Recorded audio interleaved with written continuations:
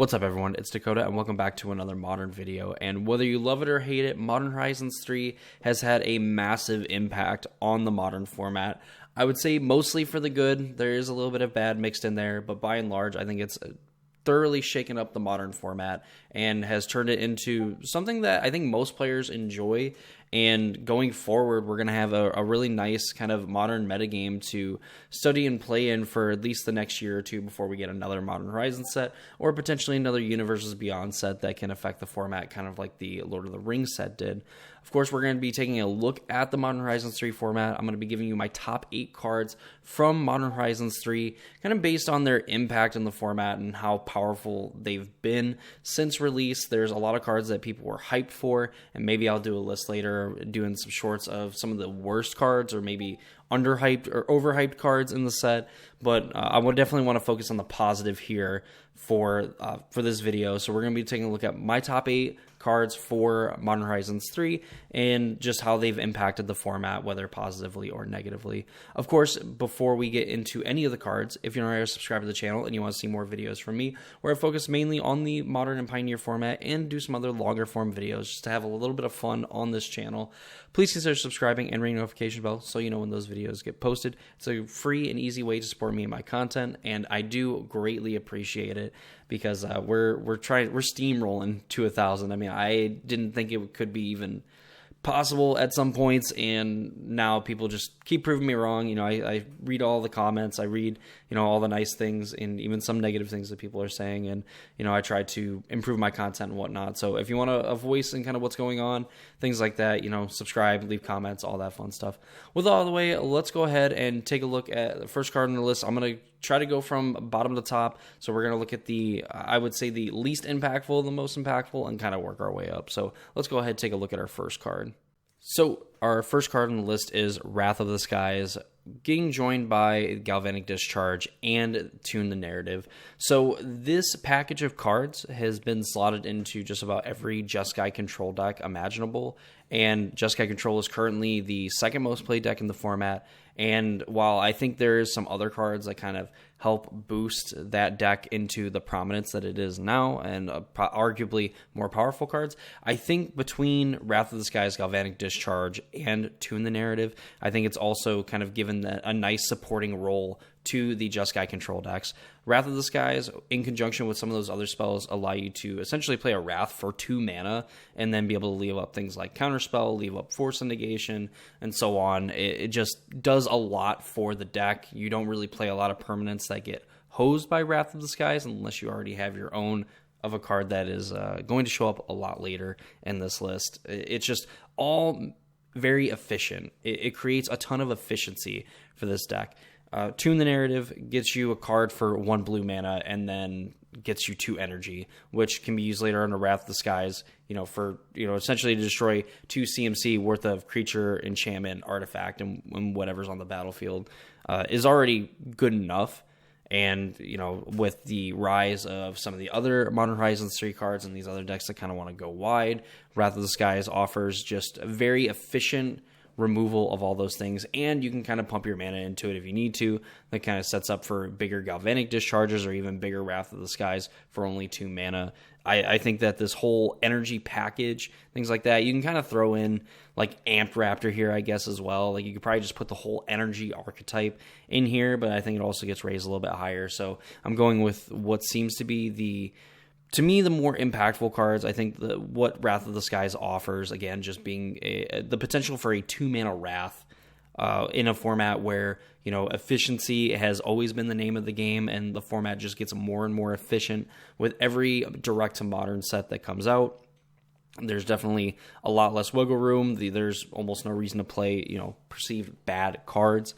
But, you know, with this energy package that you have here has helped put Jeskai Control not only in the metagame and being a solid option, but being a great option. You know, and of course, that could be attributed to some of the other cards that we may or may not see on this list. But I think as a good starting point, Wrath of the Skies can be kind of our base level that we look at in terms of impactful cards of the format. So, you know, Wrath of the Skies, Galvanic Discharge, and Tune the Narrative of the best cards of Modern Horizons 3 start off our list at number 8. At number 7, I have Ajani Nakado Pariah, kind of being the representative of the flip walkers in general. I think that they are very powerful. They have proven that they are very, very powerful. This is kind of a return to this kind of style of card from like Magic Origins, where we saw, certain conditions have to be met, and then you'd have a creature that turns into a planeswalker. And Ajani Nakado Pariah, I think after the dust has kind of settled, has proven to be the best one, just because it's fit into plenty of different archetypes. While I don't think that Ajani by himself is, I think probably worthy of the list, I think that just putting these here is just kind of like a way that we can highlight, how good most of them have been, with Ajani, again, showing up in a lot of the Boros energy decks or the Red-White X energy decks. I'm sure probably in some weird like Cat Brews and stuff too, but, aside from that, cards that have really impacted decks that have really impacted the format, Ajani has been, a pretty key piece in it, or slowly become more of a prominent part of that. We have Ral Monsoon Mage, who's featured in the Storm decks. While it's only one deck, there was, that short period of time where people thought Storm was more busted than Nadu, or, it was going to be a Storm v Nadu kind of Pro Tour. It turns out Storm kind of sucks still. But nonetheless, Ral did a very good job of trying to revive a completely dead archetype. We have Sorin, who has seen a lot of play in the Mono Black decks here as of late. Just, again, being a very good card that you can, sink a ton of mana into, or play like a ton of Soul Spikes, end up flipping it and doming your opponent for a ton of damage. Getting to Soul Spike your opponent twice, flip a Sorin, and then minus it, and you end up dealing just 8 damage to your opponent, which means you've dealt 16 direct damage to them. Is definitely an easy way for the Mono Black decks to kind of close out the game. Of course, Tamiyo has been a card that I know Manguchi absolutely loves, or maybe loved. I don't know. I haven't seen him play with it in quite a while. And it looked really good in the decks that he kind of brewed around it, playing like Murktide, and I would imagine it's still at least a solid option. Compared to the other three, not so much. And Grist is easily the most disappointing, just from how hyped it was in preview season, where people thought this was going to be the best of the bunch, and it turns out it's actually been the worst. And I think Ajani was maybe towards the middle of the pack, and has definitely come out and shown out, if you will, as the kids would say, and has proven that it's at least becoming the most impactful. I might not have necessarily revived a dead archetype like Ral Monsoon. Ajani has just been, a very good card since it's kind of found its home, and people have kind of gravitated to that fact. So it gets to be the representative here, and the representative of the last group of cards in our single card top 8 list. So from here on out, the rest of these cards are going to be based on kind of an individual level. I just want to put these cards, towards the bottom of the list, because they are technically the rule breakers. I think there's just some cards individually that have had a little bit more of an impact than, any solo card in these groups. So with that out of the way, let's go ahead and take a look at our first single card on our list. At number 6, we have Guide of Souls. There's only so much you can do with these Soul Sister type cards. A 1-mana 1/2, when another creature enters the battlefield under your control, you gain a life and an energy, and whenever you attack, you may pay 3 energy, and when you do, you put 2 +1/+1 counters and a flying counter on target attacking creature. It becomes an angel in addition to its other types. So historically, with the Soul Sister type cards, you basically have a 1-mana 1/1 that gains life whenever a creature enters the battlefield, and then you have other creatures that care about you gaining life, whether it's like a Johnny's Pride Mate, which gets a counter whenever you gain life, things like that. Or I guess even like Aetherflux Reservoir, Sarah's Ascendant. So you kind of have other cards as a payoff, and this is kind of the first time that we see a Soul Sister that has its own payoff built into it, and has proven to be wildly popular and wildly successful. So the fact of that, in the decks that we see it played in, like the Boros Energy decks, we see, like Ajani being like a pretty solid follow-up to this on turn 2, where you can end up getting 2 life and 2 energy, and then just playing another creature pre-combat allows you to activate the Guide of Souls when you attack. Putting 2 +1/+1 counters and a flying counter on a creature just makes it super evasive. It makes it very hard to kind of deal with and able to get through in the air. Another card, kind of like Amp Raptor, is like a really good one that people have been playing, where you take to the skies with that and you see these Dragon Rage channelers, become, enraged, if you will. You have Delirium, and the Amp Raptor can just attack into it freely because of its own ability of having first strike, but then also being able to be left on future turns as a blocker to eat those incoming Delirious Dragon Rage channelers. Just as an example, giving any creature 2+1/+1 counters on a flying counter is awesome. The fact that you can play Guide of Souls and basically stop your opponent from being fairly aggressive, because you're just going to gain incidental life for every creature that enters play, and then you're going to be able to race them back by putting more power on the board and putting evasive power on the board nonetheless. So I don't think it can be understated how good Guide of Souls is. I think it's only really limited in the fact that it just kind of, it is what it is. I think it's definitely a facilitator of its own relatively aggressive strategies. I think that in the nature of like playing these kind of like creature decks, if you want to really kind of go all in on the ability here, you definitely want multiple Guide of Souls, and you want ways to generate multiple creatures per card, as in, because at a certain point you're going to run out of creatures to play. And if your opponent, deals with the board or deals with some of the creatures that you decide to put counters on and whatnot, then it makes life very hard for you as the kind of Guide of Souls player. So I think that's why I rank it just a little bit lower on the list, because it's kind of limited by, the cards that you have around it. But make no mistake, it's a very good card. It's a very powerful card, and definitely puts, I think at this point, it doesn't deserve the moniker or whatever of being like a soul sister, just for the fact that it is miles better than even just given the fact that it's not rare. It's just miles better. It's the soul sister. Like, this is like what you should be playing if you want to play that kind of strategy. Even if you don't use the energy, if you only use it for the Guide of Souls, which I think most decks end up really doing, it's going to, take a mile, and it's going to like very much punish your opponents if they're not able to actually deal with the Guide of Souls just dishing out tons of power. So that's number 6 on our list. Let's go ahead and take a look at number 5. At number 5, we have Ocelot Pride, a 1-white 1/1 with first strike lifelink with the Ascend mechanic, which means that if you control 10 or more permanents, you get the city's blessing for the rest of the game.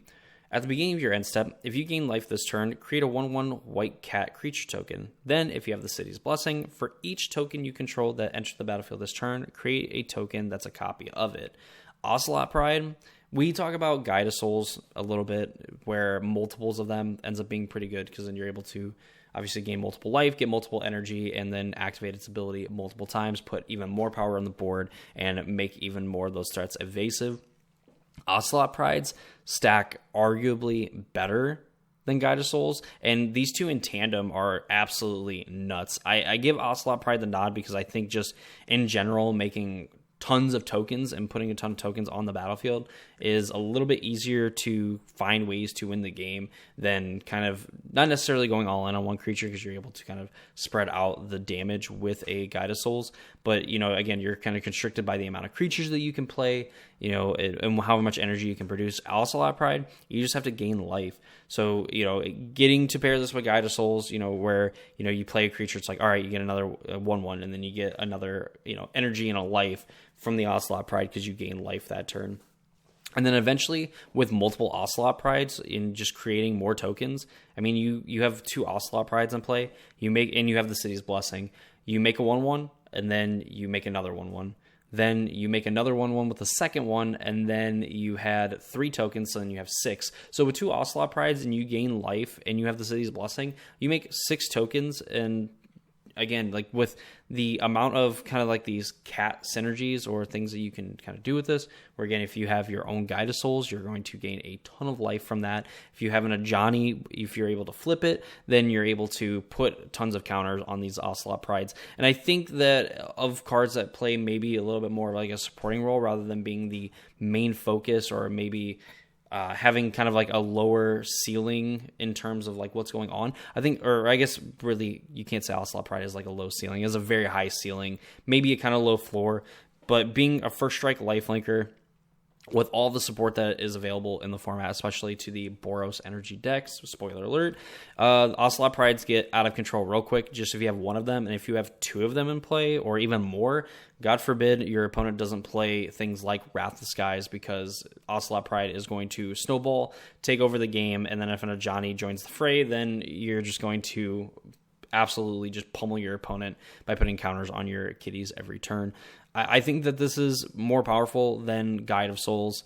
Definitely, again, for the fact that if you have multiples of either of them, I think you want multiple Ocelot Prides, because you're going to be able to just flood the board with permanents. And if you have like 30, 40, 1/1 creatures on the battlefield, you can figure out a way to win the game. There's not much you can do if you only have like 1 or 2 creatures or no creatures and just a Guide of Souls and then like 9 energy. You could just put counters on it, but then you're susceptible to removal spell, where single targeted removal against a band of Ocelot Prides and its token friends are not going to be all that great. So Ocelot Pride for me gets the 5 spot on my list, just because the ceiling of this card is a lot higher, and we've seen what this card can do. You've seen definitely all kinds of screenshots of people having these insane boards with Ocelot Pride.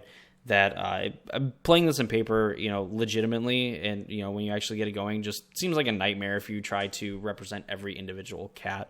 So thank God for the invention of dice. But that's number 5. That's Ocelot Pride. Let's go ahead and take a look at our top 4 Modern Horizons 3 cards.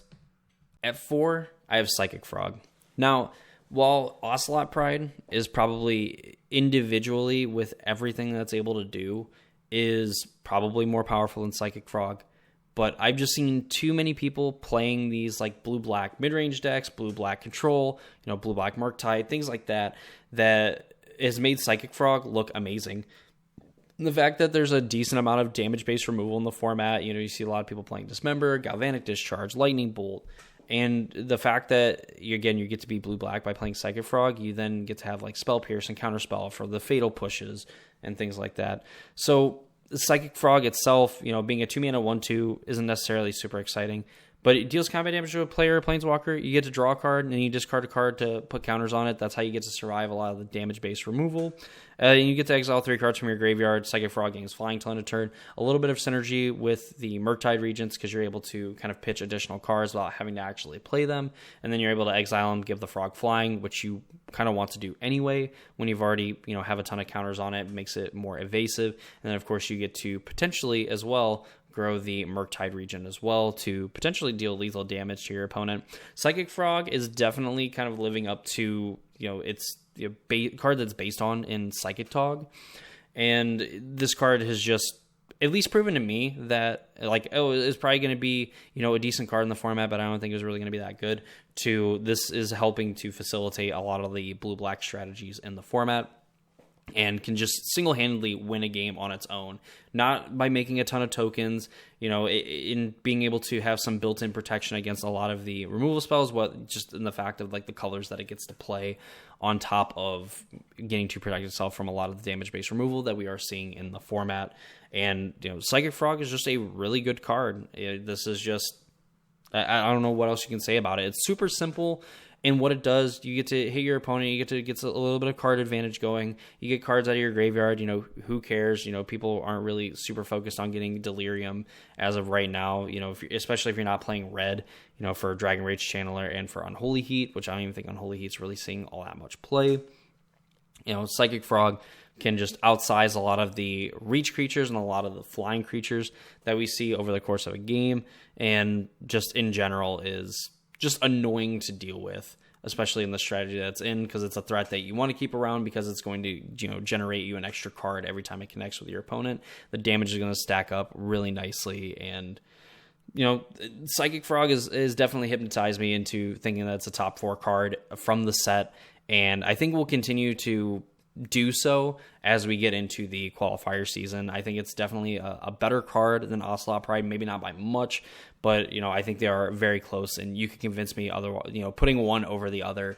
But I think for right now I have to put Psychic Frog just in what it's able to do as a solo card, and then kind of the decks that are kind of built around playing it, I think is definitely more impactful for them than Ocelot Pride is for the the former. So That's number 4. That is Psychic Frog. Let's go ahead and take a look at our top 3 cards in the Modern Horizons 3 set. At number 3, we have Necro Dominance, the supposedly fixed Necropotence, a triple black legendary enchantment that has you skip your draw step. At the beginning of your end step, you may pay any amount of life. If you do, draw that many cards. Your max hand size is 5, and if a card or token we put in your graveyard from anywhere, exile it instead. There's a lot of negative with this card, where obviously the best line of text is paying any amount of life to draw that many cards, but you have to skip your draw step. You have a smaller hand size, so you're not able to, do the old Necro tricks where you draw up to like 8 or 9 cards, you only discard 2. If you do that, you're going to have to discard 4 or 5 cards. And Necro Dominance has basically gave us a mono black deck that isn't just based on getting, your scam start of, Grief plus Not Dead After All or Malakar Rebirth, whatever card of choice that you want to choose for kind of that combo. We've seen Necro Dominance get paired with things like Shieldred, where you get to draw a bunch of cards and then you're going to gain even more life, so you're kind of set up for the next one. We've seen cards like Soul Spike see a huge spike in price because of the people playing in conjunction with Necro Dominance, where you're able to pitch those additional black cards to get a little bit of life and deal some damage, potentially deal with some creatures on the board, go to your opponent's face to try to close out the game. March of Wretched Souls, same thing, being able to take out big planeswalkers or big creatures at the cost of exiling some extra black cards from your hand that were going to end up there anyway, because you're going to have to discard down to hand size, gaining a ton of life and setting you up for the next Necro Dominance. This is an insane card. The fact that this is a fixed Necropotence that is now in the modern format, and it's still very good, it's still very powerful. Now, if you got rid of, March of Wretched Souls and Soul Spike, will we still be talking about it? We might actually be.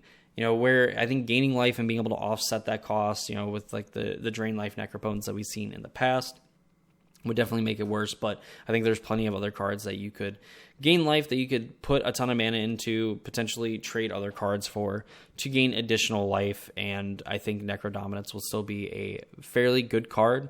Obviously, it would be a lot weaker when you ban some of the best cards in the deck, or some of the best supporting cards in the deck.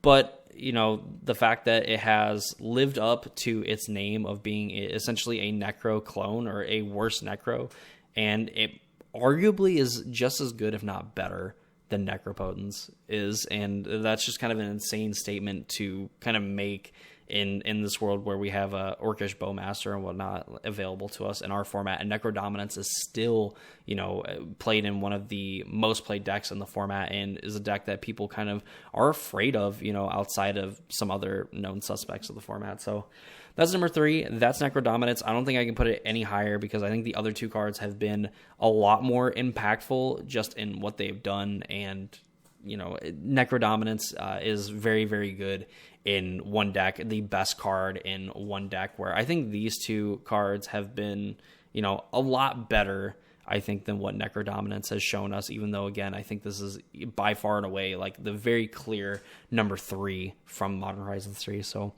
that's going to be number 3. Let's go ahead and take a look at number 2. At number 2, we have Flage, Titan of Fire's Fury, a 1 red and a white Elder Giant that is a 6/6 that when it enters the battlefield, you sacrifice it unless it escaped. Whenever Flage enters the battlefield or attacks, it deals 3 damage to any target and you gain 3 life, and the escape cost is 2 red, 2 white, and exiling 5 other cards from your graveyard. Flage, while I talked about the energy cards and Route the Skies, Galvanic Discharge, and Tune the Narrative being very key pieces, and these kind of support pieces for Jeskai Control, I think a lot of Jeskai Control's success and a lot of the other kind of red-white, mid-range / control decks can, look to Flage as being one of the most powerful cards in their deck. Obviously, with like Arena of Glory being like a really good card to pair with Flage, because you're able to give it haste and, essentially 12 your opponent, or just get rid of, 2 small creatures on the battlefield, or you can get rid of 1 big creature while smacking your opponent for 6, is a very good tempo swing from what I've heard. So with Flage, it plays very nicely into this. You can tap out for it, pay 3 mana. You're going to Lightning Helix something. You're going to be able to get a creature off the board. You're going to buffer your life total a little bit. And with a lot of these other cheap cards that end up drawing you cards like Tune the Narrative, You have things like Galvanic Discharge that, again, are going to affect the board. You're going to be able to, save up some energy. And then, of course, like the One Ring, you're able to draw a bunch of cards as well. Potentially discarding some cards to hand size that you're going to be able to get Phlages back. You're going to see Phlages more often. And that's basically been the win condition of control decks, and where we would see a lot of control decks look towards cards that are kind of good at any stage of the game, and Phlage is definitely that card where it's going to be good on turn 3 and it's going to be good on like turn 18 when your opponent has essentially no cards left and you're able to escape this card for like the second or third time. It's an annoying threat to have to deal with. Your opponent's going to have to do things like Prismatic Ending, Solitude, whatever the case may be, to kind of get rid of Phlage. And even then, there's still 2 to 3 other copies in the deck, not 4 copies. If you have 5, you're cheating. And sometimes that's just kind of what it feels like when playing against Phlage. It's a very repetitive card to play against. It's a very powerful card. It's helped, red-white energy. It's helped the, and the other variants of that, Jeskai Control has been a very big, probably the biggest winner of Phlage, just because a lot of the cards it got were very good supporting cards, and then it got a whole new win condition and a good early game card as well. So I think Phlage, to me, becomes the number 2 card. While Necrodominance is very good in one deck, I think Phlage has been very good in multiple decks and has done a very good job of, being the ship to raise the tide on these, decks that want to play a little bit longer than the 3rd and 4th turn of the game. So Phlage is my number 2 spot. I wonder what could be sitting at top at number 1.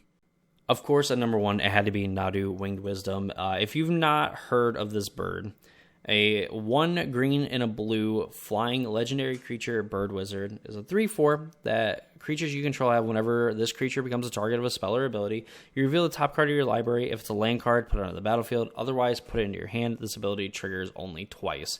They basically named the whole Pro Tour Modern Horizons 3 after named it Pro Tour Nadu. You hear it from a lot of other players. We've seen a lot of satire videos where like, oh, Nadu's not really that good, you're the problem, and people talking that Nadu's fine, it's just another good creature combo deck, and that's just not the case.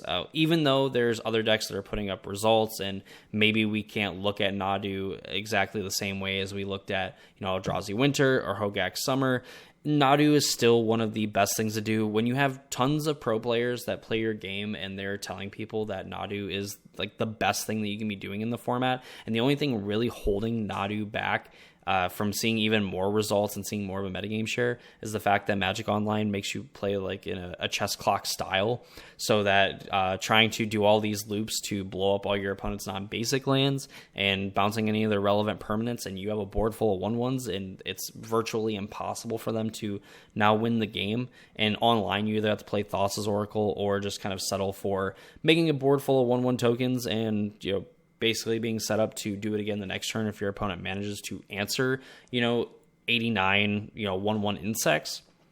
It's a pretty good deck. Like we talk about Ocelot Pride going absolutely nuts. Nadu just gets to do it on its own, obviously with some help from Springheart and Tuco to make the tokens and everything. Even if you don't necessarily have that, if you just have 10, 12 creatures in play, you're going to look at 10 or 12 cards, and if you have an instant speed way of doing it for free, then you just get to look at 10 to 12 cards every turn, which means that you're very likely by the time you get to your next turn to have a ton of lands in play and something to actually cast that is going to help you, make it deterministic on being able to kind of go off with this deck. Again, I don't think it's a surprise to anybody. This is the best card from Modern Horizons 3. This card is going to get banned in the next banned and restricted announcement. It's going to be one of the few times, if any times in history, where a card has gotten banned in the middle of the RCQ season. I don't know why we haven't done it sooner, but hopefully this Bird Wizard goes bye-bye so we can have some other cards kind of rise to the occasion in Modern Horizons 3, because I believe Modern Horizons 3 is filled with some very powerful cards that just aren't seeing a lot of play, because like the ones that we kind of point out on this list are very good, and they also have the benefit of being very good against Nadu decks and just kind of being a way that you can kind of fight against them. But unfortunately, our Bird Overlord is too strong, so it's just for, probably till the end of time, or at least until the next BNR, we are going to, be praying to Nadu, Winged Wisdom, and hoping that it has mercy on our RCQ season for the few weeks that it's going to be legal. So that's going to do it for me. I hope you all enjoyed this video. Leave in the comments down below what you think your top 8 cards from Modern Horizons 3. If you hate the set, you love it, anything like that, anything pertaining to MH3, go ahead, leave your comments, thoughts, opinions down in the comment section below. I'll try my best to respond to them. Of course, you're not subscribed to the channel and you made it to the end, then please consider subscribing and ring the notification bell, because it is going to be a free, easy way to support me and my content, and I do greatly appreciate it. And that's going to do it for me. Hope you all enjoyed the video, and I hope to see you all in the next one.